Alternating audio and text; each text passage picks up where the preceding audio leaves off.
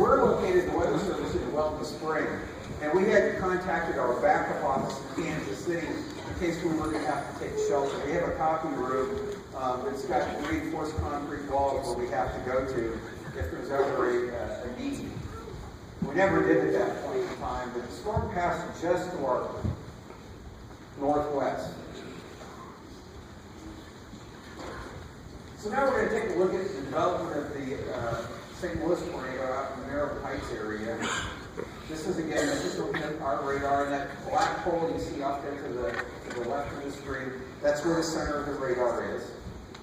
It's moving across north of it and then to the northeast. The reflectivity image or the intensity of precipitation, again, it's on the left, and the wind information or velocity data is on the right. And you can see, just as it crosses the St. Charles County into the St. Louis County line, again, that tight area, the greens and reds right next to each other. And once I saw that developing, and we were highly confident there was another tornado touchdown. And that's how we kind of worded our product. We had high confidence. Here's a comparison of the two different radars. Again, this is the WSRED, that's the one out the Weather Service office. And then this TDWR, you can see that if you look at that little black hole up towards the middle center, that's where it's located. So it passed very close to that radar. In fact, if you look at my annotations down here on the bottom of the screen, the center of the beam of the radar is only less than 400 feet above the ground. And that tight couplet, we knew there was another tornado. We didn't get any real valid information that there was a tornado occurring with the storm until the observer Lambert told us. There was really a dearth of information during this whole event as the storm came to the St. Louis area. Not really sure why that is. It was nightfall. Were people sheltering, which obviously they were. But there just was not a lot of information flow in. In fact, it wasn't until the next morning when we came in to go out and start doing our damage surveys and we looked at the news and we saw the footage going on, did we have any idea the magnitude of what had occurred?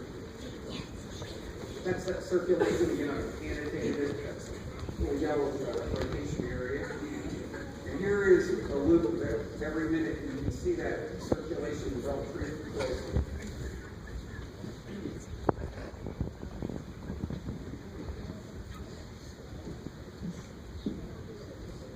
You can work 20 or 30 years and never see circulations of the intensity and whole evolution like this in your career. And I know that this is one of the most intense and fascinating storms I've ever worked in my career. I know there were other people in the office that night, and they were just like truly amazed at what we were seeing on the radar. One of the features that showed up when the storm moved into St. Louis County developed was a really unique phenomenon. You don't see it very often. The storm has to be pretty close to the radar for you to be able to pick it up. And it's called a debris ball. Now, in fact, the arrow was highlighting the two different radars indicated. If you look on the one on the left and you see that white area there, again, this is a radar, the reflectivity image on a radar. It usually is sensing things in the atmosphere like raindrops, and hail, and snowflakes. And those all return energy or power to the radar. Well, you can imagine if that radar beam is going out and sending energy, and it's returning power off of things like pieces of roofs and trees and branches in the air, you're going to get a lot of power that's returned. And that's what's happening in this case.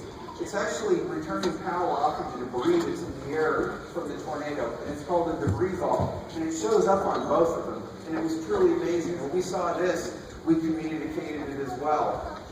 That was another high confidence thing. Even though we didn't work getting reports of the tornado on the ground, based on this kind of signature and those signatures of the velocity data or that airflow, we were confident there was a tornado on the ground. So why the lack of fatalities and injuries? It's truly amazing. The number of injuries is, in our official storm data, I think we have about 6. That might be a little bit on the low side because sometimes you don't get reported, but it's still dramatically low from what happened. One of them was the long warning and lead times. We had, most of the warnings had over 30 minutes of lead time when the tornado was coming. Another one was strongly worded and frequent warnings and statements. On average, one warning, we send out 2 or 3 statements. On these farms, for every one warning, we were sending out on average every 8 to 10 statements. We were sending out a text product that our media partners, emergency managers, and UFTF weather radios, we were sending one out about every 5 to 6 minutes. This is some of the kind of wording that was on some of those statements and